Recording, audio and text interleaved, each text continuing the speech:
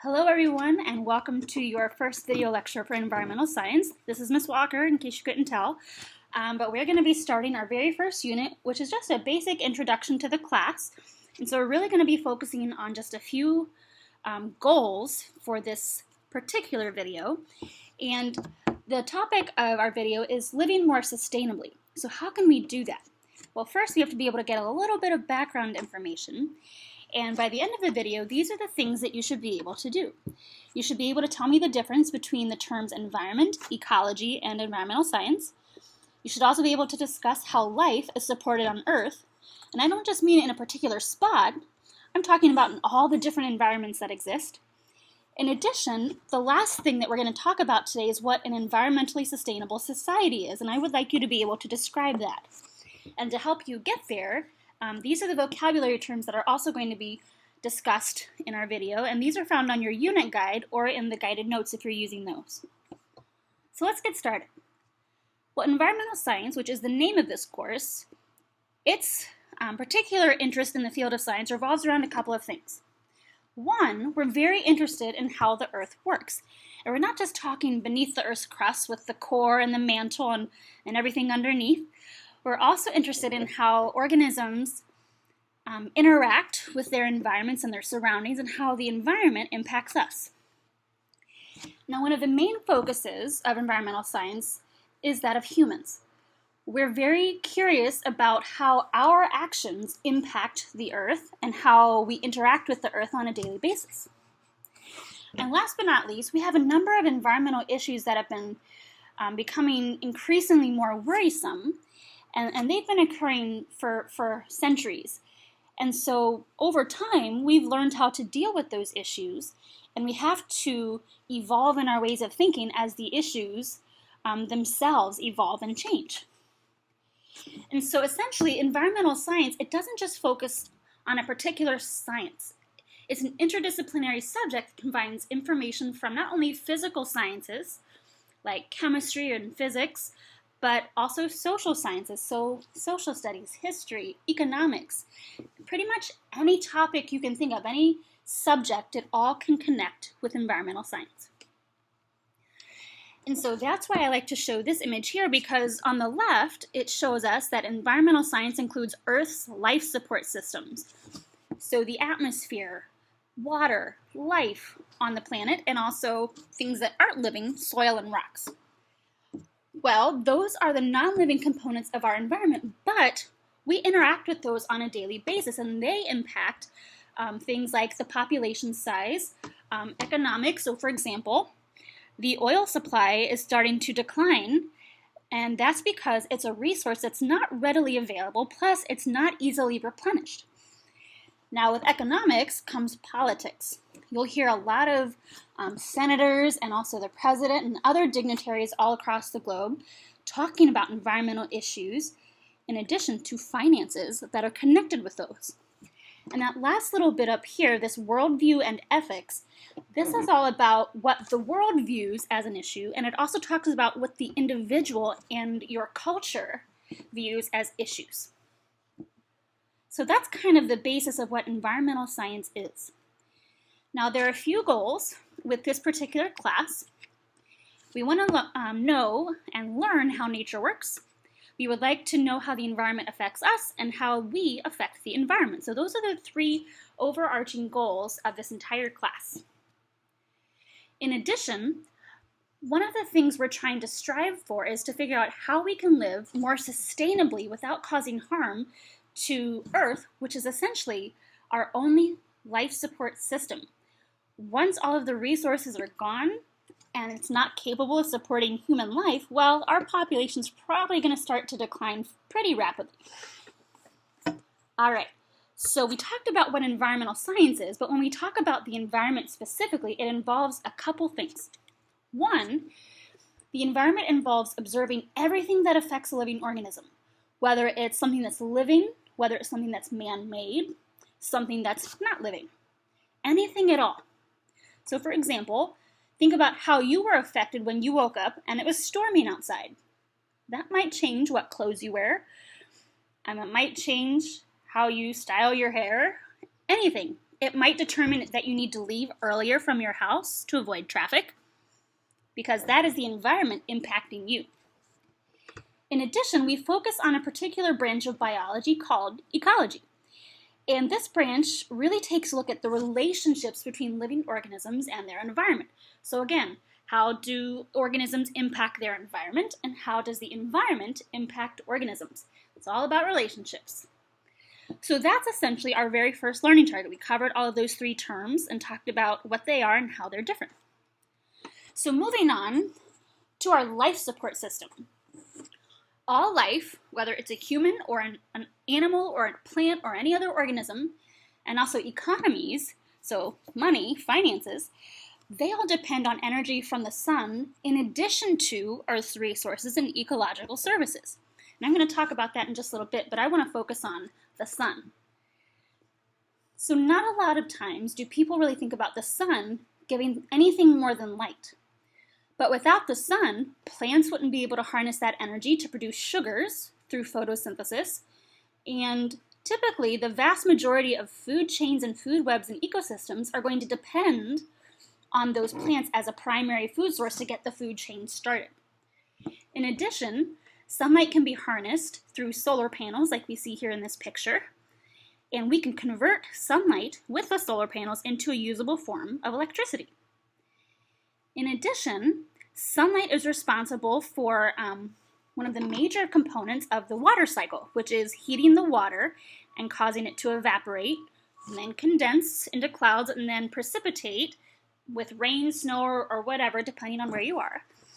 It also is responsible in heating the earth and creating winds and currents in the ocean.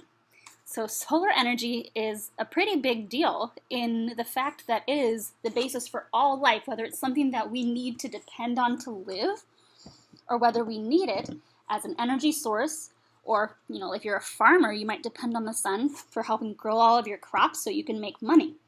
And so that's just a little bit of how one energy source has its rays, so to speak, in a lot of different areas of the planet.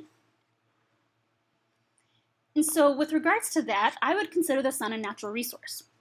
This is a resource that occurs naturally within environments, and it's relatively undisturbed by humans. As far as I know, no humans in my lifetime or way back when have disturbed the sun in any way. And so anything that's considered undisturbed by humans is a natural resource. And there are a number of different examples. I'd like you to write down at least maybe 6 or so, because you can see the examples range from animals like fish and birds to things like plants. There's water, there's gases like oxygen and natural gas, soil, the atmospheric gases.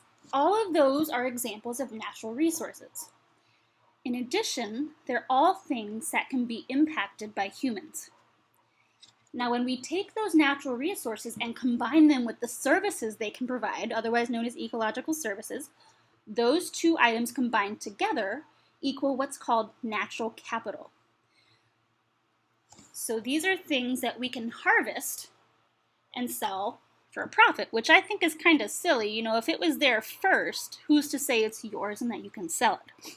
But that's just my own personal opinion. So that's what natural resources are and how they're connected to natural capital. So for example, if we're looking at natural capital as a whole, let's think about it. I might be interested in the natural resource water. Well, one of the services that it provides through something called an aquifer, which is kind of like a filter underground, an aquifer helps purify the water. And so the natural resource of water and that service it provides leads to natural capital. So that's just one example. You can kind of see how some of these combine together. For example, life can combine with conservation of biodiversity. When we look at all the things that might encompass a habitat, so any non-renewable resources like soil or a body of water, although water is renewable. So all of those things in the blue and orange columns, if you combine them in certain ways, they can be harnessed as natural capital. So why do we even care about natural capital? Well, natural capital is linked to economic activity. So any natural resources or ecosystems that I maybe invest in or take a closer look at, those, the natural capital, it can provide an ecosystem good and a service. That means the economic sector can harvest those items and go through a number of different operations to produce items for the public. And we also use items like wood or coal to help power machines. And so we consume those resources. Now, with economic activity comes both positive and negative impacts, but it all goes back to natural capital. So this is a bit of a cycle here.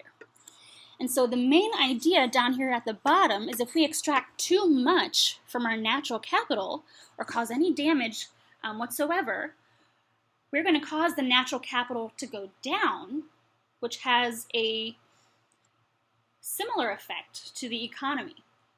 So if we're not taking real good care of our environment and the natural resources that are available, that's going to impact our economy in a big way. So the last thing I'd like to talk about are these things called environmentally sustainable societies. Well, what do I mean? Well, this type of society means that the needs of the people, whether it's for food, clean water, or air, shelter, and other resources, they are met without harming the environment or going above and beyond to overuse the resources. So it's without compromising the ability of future generations to meet their needs. So what that really boils down to is, for example, let's talk about you. Let's say you're very mindful of what resources you use. You only use what you need. You take care of your resources. Well, down the line, for maybe, let's say your great-grandchildren, well, they should have those resources available to them because you took really good care of what you had. So that means your society is sustainable. That means you can still maintain that society. Okay? So it's kind of like a circle of life, if you will, within the environment. So you use the raw materials, you harvest those for manufacture to create goods, and when you dispose of them, instead of just throwing them in a landfill, maybe you recycle them. So that way you don't use quite as many raw materials, which might mean the manufacturing costs aren't going to be super high and they have limited use of those resources, but they can still produce the products that you use. And so this is an example how the environment, the social aspect of our community, and how the economy are all kind of linked to one another, and how we can strive to achieve that goal of environmental sustainable societies. Currently, as it stands on Earth right now, 2015, we are not living sustainably. In fact, we are wasting, depleting, and degrading our natural capital at an ever-increasing rate. So think about it. Will the resources that are available to you now as a teenager still be available to you when you are a senior? And when I say senior, I mean like in your 60s and 70s. And if they are available, will they still be natural? So for the future, something I'd like you to consider is this. Think about your carbon footprint.